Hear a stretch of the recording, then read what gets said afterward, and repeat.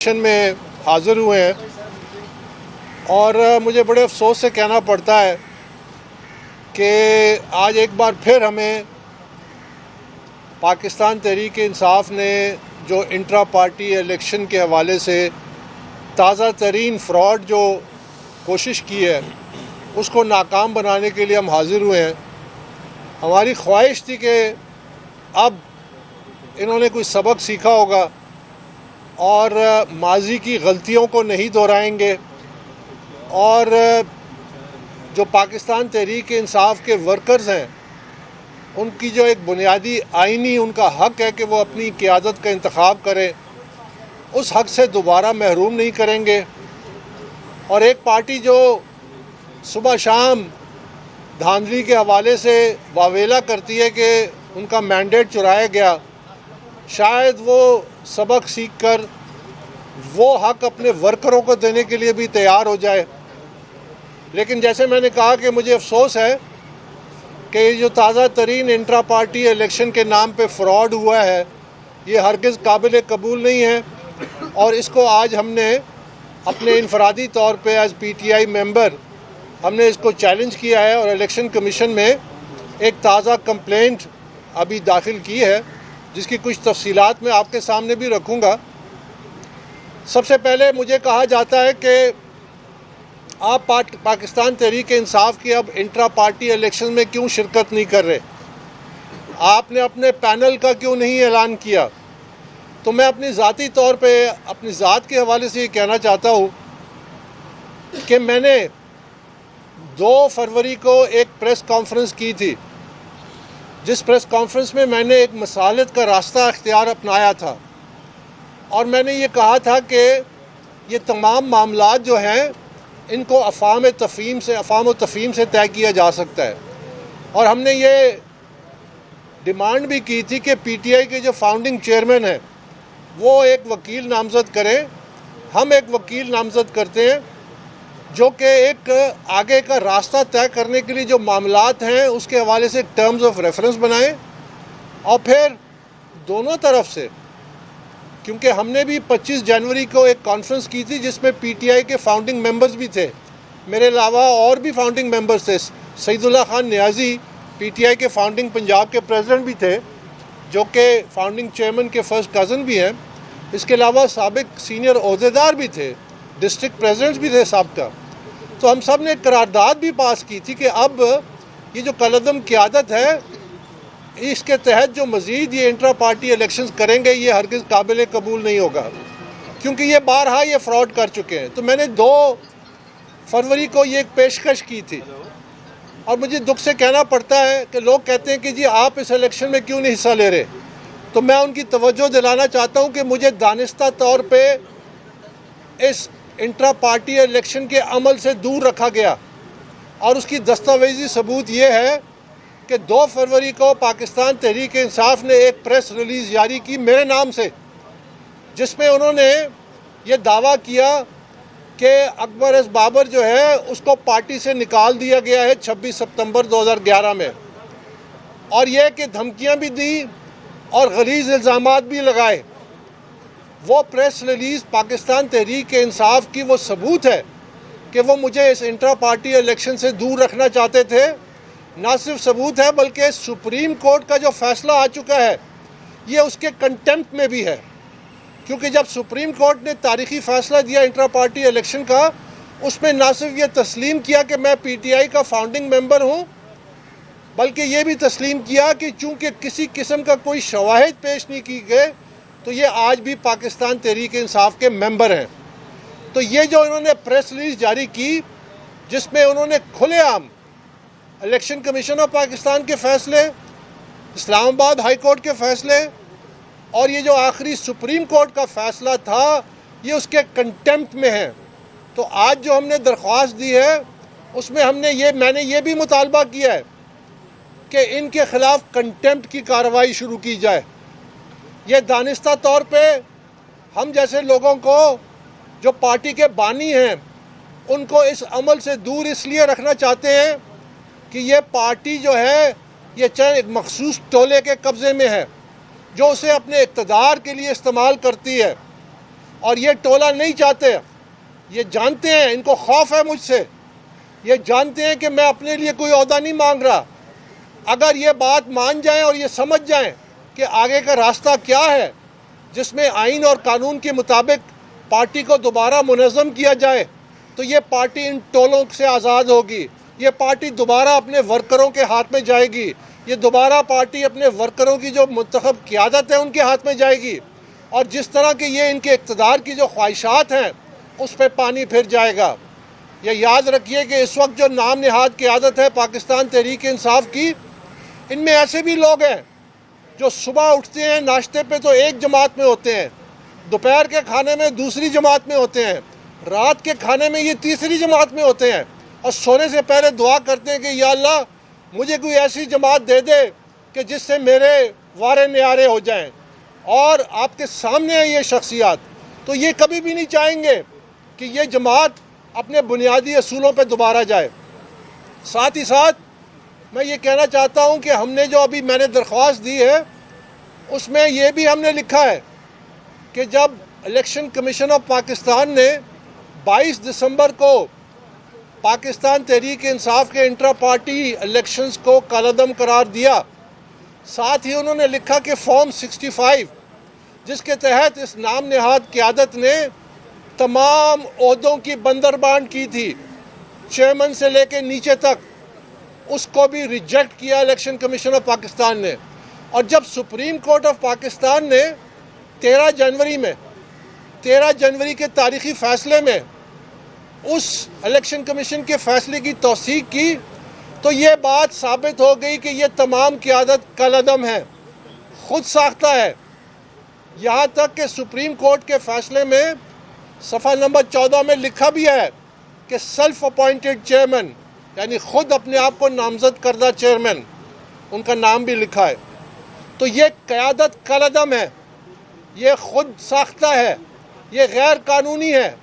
ان کا کوئی حق نہیں پہنچتا کہ پاکستان تحریک انصاف کے مستقبل کے بارے میں ایسے فیصلے کرے کہ وہ پارٹی میں ایک اور نام نہاد انٹرا پارٹی الیکشنز کا ڈرامہ کرے۔ نہ صرف یہ بلکہ یہ کالعدم قیادت کا قانونی اختیار ہی نہیں ہے کہ وہ کسی اور جماعت بشمول سنی اتحاد کونسل سے کسی قسم کا معاہدہ کرے۔ یہ معاہدہ بھی غیر قانونی ہے، یہ معاہدہ بھی کالعدم ہونے جائے گا انشاءاللہ، کیونکہ یہ ورکروں کی خواہشات کے مطابق نہیں ہے، یہ قانونی طور پہ ان کا اختیار ہی نہیں ہے کہ کسی اور جماعت سے یہ اس قسم کا معاہدہ کرے۔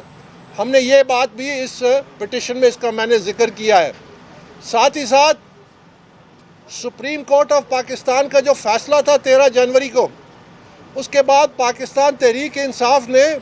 اس فیصلے کو جو کہ انٹرا پارٹی الیکشنز کے حوالے سے تھا اس کو سپریم کورٹ میں چیلنج کیا ہوا ہے، ہمیں اس کے نوٹسز بھی موصول ہو چکے ہیں۔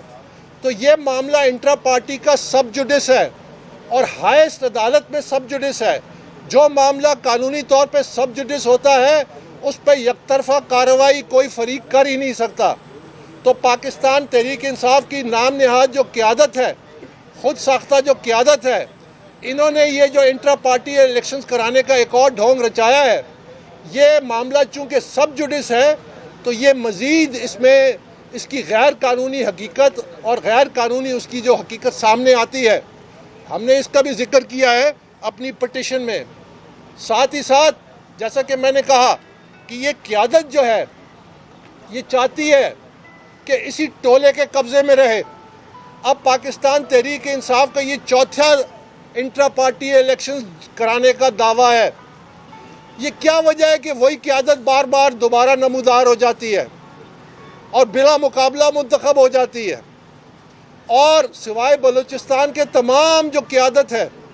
وہ بلا مقابلہ، اور وہی قیادت جو پچھلی دفعہ بھی جس کو سامنے لایا گیا تھا اس سے پچھلی دفعہ بھی سامنے لایا گیا تھا۔ یہ الیکشن کے نام پہ ایک اور ڈھونگ ہے۔ آپ اس سے اندازہ لگائیے کہ ایک جماعت جو انٹرا پارٹی الیکشنز میں دعویٰ کرتی ہے اور سپریم کورٹ میں انہوں نے لکھ کے دیا کہ ہمارے تقریباً 8.5 لاکھ ممبران ہیں، 8.5 لاکھ ممبران میں سے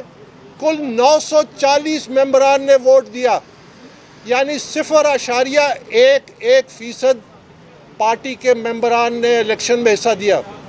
تو یہ تو میں سمجھتا ہوں کہ حسنی مبارک اور عیدی امین جیسے جو ڈیسپوٹس تھے اس قسم کا ناٹک شاید وہ بھی کبھی نہ رچاتے. وہ بھی کم از کم انہوں نے اس دفعہ یہ کوشش کی کہ اس میں جمہوریت کا ٹچ دیں، جیسے کہ یہ اور معاملات میں ٹچ دیتے ہیں کہ ایک ڈیموکریسی کا ٹچ دینے کے لیے 940 ممبران 8.5 لاکھ میں سے ان کو موقع دیا کہ وہ ووٹ ڈال سکے. تو آپ اندازہ لگائیے کہ کتنا بڑا یہ دھوکہ ہوا ہے، اور اس دھوکے کو ہم کسی صورت قبول نہیں کریں گے. لیکن اس دفعہ ہم نے مطالبہ کیا ہے کہ الیکشن کمیشن آف پاکستان جو لوگ جو پی ٹی آئی کے ممبران تھے اور جنہوں نے سائنڈ ایفیڈیوٹس الیکشن کمیشن میں جمع کرائے ہیں کہ وہ سنی اتحاد کونسل میں شمولیت اختیار کر چکے ہیں، ان کی پاکستان تحریک انصاف کی بنیادی رکنیت جو ہے اس کو منسوخ کیا جائے. اور ساتھ ہی ساتھ ہم نے یہ بھی مطالبہ کیا ہے کہ یہ لوگ پاکستان تحریک انصاف کے جو اثاثے ہیں بشمول دفاتر، بشمول پاکستان تحریک انصاف کے نام پہ جو بینک اکاؤنٹس ہیں ان کو فریز کیا جائے، کیونکہ یہ لوگوں کی امانت ہے. یہ جو لوگ اس وقت پاکستان تحریک انصاف میں برجمان ہیں، یہ جو سینٹرل آفس میں جو سنی اتحاد کونسل کے ممبران ہیں وہ جا کے ان اثاثوں کو استعمال کرتے ہیں، وہاں پہ پریس کانفرنس کرتے ہیں، اور ساتھ ہی ساتھ پاکستان تحریک انصاف کے جو فنڈز ہیں اس کا غیر قانونی استعمال بند کیا جائے. ہم نے یہ بھی الیکشن کمیشن سے مطالبہ کیا ہے کہ اب ان کو مزید موقع نہ دیا جائے کہ یہ انٹرا پارٹی الیکشنز کے نام پہ ایک نئی مہم جوئی کریں، کیونکہ یہ اب عادی ہو چکے ہیں. جب تک ان کو روکا نہ جائے اور الیکشن کمیشن اس میں مداخلت کرے، جب تک الیکشن کمیشن اور پاکستان کے قوانین کے مطابق اور پاکستان تحریک انصاف کے آئین کے مطابق نئے انٹرا پارٹی الیکشن نہیں ہوتے، جب تک ان کو ریسٹرین کیا جائے، ان کو روکا جائے کہ یہ مزید ایسی حرکت نہ کریں. اور ہم نے پہلی دفعہ الیکشن کمیشن کے سامنے یہ لکھ کے دیا ہے، ہم نے وے فارورڈ دیا ہے کہ آگے جانے کا ایک ہی راستہ ہے کہ پی ٹی آئی کے جو فاؤنڈنگ چیئرمین ہیں وہ ایک وکیل نامزد کریں، ہم ایک وکیل نامزد کرتے ہیں، ہم ایک بات چیت کا عمل شروع کرتے ہیں. اس میں انٹرا پارٹی الیکشنز کے حوالے سے تمام معاملات طے کریں گے کہ الیکشن کمیشن کیسے بنے گا، کون ہوں گے اس میں، پاکستان تحریک انصاف کے جو ممبران ہیں، جو ووٹر لسٹ ہے اس کی تصدیق کیسے ہوگی، اور پھر پولیٹیکل جو الیکشنز ہیں اس کا طریقہ کار کیا ہوگا، اور نیچے یو سی، تحصیل، ڈسٹرکٹ، صوبائی اور قومی سطح پہ قیادت کا انتخاب کیسے کیا جائے گا. اور ساتھ ہی ساتھ پاکستان تحریک انصاف میں یہ جو کلچر انہوں نے ڈیولپ کیا ہے، یہ جو گالی گلوچ کا کلچر ہے، یہ جو ہمارے موریلٹی، ہماری ایک پوری نسل کی موریلٹی کو ڈیمیج کیا ہے. جیسا کہ آپ نے دیکھا کہ خیبر پختونخوا کی اسمبلی میں جو کچھ ہوا، میں بھی پشتون ہوں، میرا سر بھی جھک گیا. ہم تو دوسروں کی عزت کی حفاظت کرنے والے تھے، ہمارے اقدار تو وہ تھے. آج انہوں نے گالی گلوچ کے کلچر کے ذریعے پاکستان کی یوتھ کا اقدار گرا دیے ہیں، ڈیمیج کیا ہے. ہر طرف یہ کلچر کو فروغ دے رہے ہیں، اور جو اسمبلی میں ہو رہا ہے یہ اس کی ایک نشاندہی ہے کہ اخلاق سے بالا جس قسم کے جو زبان اختیار کی جاتی ہے یہ بھی ایک سنگین معاملہ ہے. یہ بھی ہم گفت و شنید میں لے کے آئیں گے. آخر میں اب الیکشن کمیشن آف پاکستان سے یہ مطالبہ کرتا ہوں کہ فورن فنڈنگ کیس جو کہ 2 اگست 2022 میں جس کا تاریخی فیصلہ بھی آ چکا ہے، جس میں ثابت ہو چکا ہے کہ پاکستان تحریک انصاف کی بڑے پیمانے پہ غیر قانونی فنڈنگ ہوئی ہے، غیر ملکیوں نے فنڈنگ کی ہے، غیر ملکی کمپنیوں نے فنڈنگ کی ہے. اور یہی کھڑے ہو کے میں 8 سال کہتا تھا کہ یہ قومی سلامتی کا معاملہ ہے، ہماری قومی سلامتی داؤ پہ لگ رہی ہے. یہ جو انتشار کی سیاست ہے یہ پاکستان کو لے ڈوبے گی. میں واحد شخص تھا جو الیکشن سے کئی سال پہلے یہ کہتا تھا کہ یہ اداروں سے عوام کو لڑایا جا رہا ہے، اداروں کے بارے میں نفرت پھیلائی جا رہی ہے. اس کا سدباب کیا جائے. تو میں آج مطالبہ کرتا ہوں کہ اس فیصلے کو نافذ کریں. جو بھی اس کے نتیجے میں آتے ہیں زد میں ان کو لائیں. قانون جب تک ریٹ آف دا اسٹیٹ قائم نہیں ہوگی تو پاکستان میں انتشار مزید بڑھے گا, پاکستان میں بیرا و روی مزید بڑھے گی. میں واحد شخص تھا جو یہاں کھڑے ہو کے کہتا تھا کہ آپ 10 الیکشن کرا لیں, جب تک آپ جمہوریت کی بنیادوں کو ٹھیک نہیں کریں گے اس پہ مضبوط عمارت قائم نہیں ہو سکتی. آج آپ کے سامنے ہے کہ الیکشن بھی ہو چکے, پھر بھی انتشار بڑھا ہے, انتشار کم نہیں ہوا. اور یہ کبھی بھی نہیں چھوڑیں گے پاکستان میں سیاسی استحکام, یہ کبھی بھی نہیں چھوڑیں گے کہ پاکستان میں جو جنون مسائل ہیں عوام کے, جو روزگار کا مسئلہ ہے, جو مہنگائی کا مسئلہ ہے, جو یہاں انویسٹمنٹ کا کلائمیٹ بنانا ہے, یہ شر کی سیاست جاری رہے گی. کیونکہ پاکستان میں ریٹ آف دا اسٹیٹ قائم نہیں ہوئی. ریٹ آف دا اسٹیٹ آپ نے قائم کرنی ہے. جن ملکوں میں ریٹ آف دا اسٹیٹ ہوتی ہے وہ ترقی کرتا ہے. آج مجھے بڑے افسوس سے کہنا پڑتا ہے کہ ہمارے سو کالڈ دانشور, اینکر اور ویلاگر وہ ٹی وی پہ آ کے کہتے ہیں کہ سیاسی ان کو قیدیوں کو جن پہ سنگین الزامات ہیں, دہشت گردی کے الزامات ہیں, ان کو سیاسی قیدی بنا دیا ہے. کیا امریکہ میں یہ جو اوورسیز پاکستانی جو حمایت کرتے ہیں, میں ان سے پوچھتا ہوں کہ امریکہ میں کیا وہ اپنے سینیٹرز اور کانگریسمین, کیونکہ وہ یو ایس ٹیکس پیئرز ہیں, وہ امریکی شہری بھی ہیں, کیا وہ ان سے سوال کرتے ہیں کہ غازہ میں فلسطینیوں کی جو نسل کشی ہو رہی ہے اس کو روکا جائے؟ کیا یہ مطالبہ کرنے کی جرت رکھتے ہیں جو اپنے ملک کے بارے میں انتشار پھیلانے سے نہیں باز آتے؟ کیا وہ کیپٹل ہل پہ جو حملہ ہوا اس میں جو سزائیں مل رہی ہیں, انتشار صرف کیا تھا, کیا ان کے لیڈران یہ مطالبہ کرتے ہیں کہ ان کو جیلوں سے رہا کیا جائے جن کو 18 سال 14 سال 12 سال قید صرف کیپٹل ہل میں گھسنے کے لیے ان پہ الزام تھا؟ ایک ایک کو پکڑ کے. اصول ہے کہ جس ملک میں ریٹ آف دا اسٹیٹ نہیں ہوگی وہاں انتشار ہوگا. انہوں نے قوم کو تفریق میں ڈالا ہے, انہوں نے قوم کو انتشار میں ڈالا ہے, انہوں نے گھروں میں تقسیم پیدا کی ہے. ہم نے اس کا تدراک کرنا ہے اور ایک ہی طریقہ ہے کہ قانون کو لاگو کریں. انٹرا پارٹی الیکشن کا قانون ہو یا فورن فنڈنگ کا قانون ہو, اس کو لاگو کریں اور تمام سیاسی جماعتوں پہ لاگو کریں. میں یہ کہتا تھا کہ انٹرا پارٹی الیکشن کا جو فیصلہ ہے وہ ایک تاریخی فیصلہ ہے سپریم کورٹ کا. بجائے اس کے کہ ہمارے سو کالڈ دانشور اور یہ عام چیئر انٹلیکچوئلز اور یہ جو ٹی وی پہ آ کے لوگوں کو گمراہ کرتے ہیں, بجائے اس کے کہ وہ اس پہ تنقید کرتے اور آنریبل چیف جسٹس کی تصحیح کرتے جس انداز میں کی گئی, وہ اگر یہ ڈیمانڈ کرتے کہ یہ قانون تمام جماعتوں پہ لاگو کرے, یہ انٹرا پارٹی الیکشنز واحد ذریعہ ہے کریڈیبل لیڈرشپ کے اوپر آنے کا, تو بات بنتی. اس کے لیے اگر الیکشن 3-4 مہینے پوسٹ پون بھی ہو جاتے تو یہ انتشار نہ ہوتا. یہی وہ راستہ ہے آگے کا, اور یہ ہمارا مطالبہ ہے کہ الیکشن کمیشن اب ان دونوں معاملات پہ قوانین کو لاگو کریں. بہت بہت شکریہ. سر بڑا جی اس میں اتفاق ہے کہ جب پی ٹی آئی مشکلات میں ہوتی ہے تو آپ نمودار ہوتے ہیں. سوال میرا یہ ہے کہ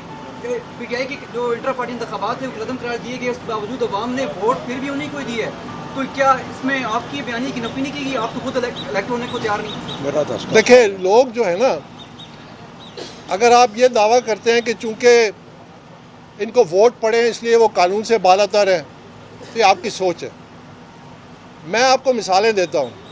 ہٹلر جو تھا وہ بھی بہت پاپولر تھا اور اس کو ووٹ بھی پڑے تھے اور وہ ووٹ کے ذریعے الیکٹ بھی ہوا تھا, لیکن اس نے آدھی دنیا کو تباہ کر دیا. بل کلنٹن جو صدر تھا امریکہ کا, جب اس کو امپیچ کیا گیا ایک ذاتی فعل پہ, لیکن ذاتی فعل پہ نہیں کیا گیا, ذاتی فعل کے معاملے پہ اس نے جھوٹ بولا. 74% اس کی پاپولیرٹی ریٹنگ تھی امریکہ میں. جب اس کو امپیچ کیا گیا اس کو کٹہرے میں لایا گیا. یاد رکھیے کہ جو لوگ یہ کہتے ہیں کہ جی چونکہ ان کو ووٹ پڑا ہے, چونکہ ان کی فالوئنگ ہے, اس لیے یہ قانون سے بالاتر ہے, اس لیے جو سب سے سنگین جرائم جنہوں نے کیے ہیں ان جرائم سے ان کو معاف کیا جائے اور ان کو جیلوں سے رہا کیا جائے, وہ موب رول کو دعوت دے رہے ہیں. یہ موب میں ہوتا ہے کہ موب جتنا بڑا ہوگا وہ قانون ہوگا. قانون سب پہ لاگو ہوتا ہے, چاہے کوئی پاپولر ہے یا ان پاپولر ہے. Thank you. آپ نے کچھ کہا ہے؟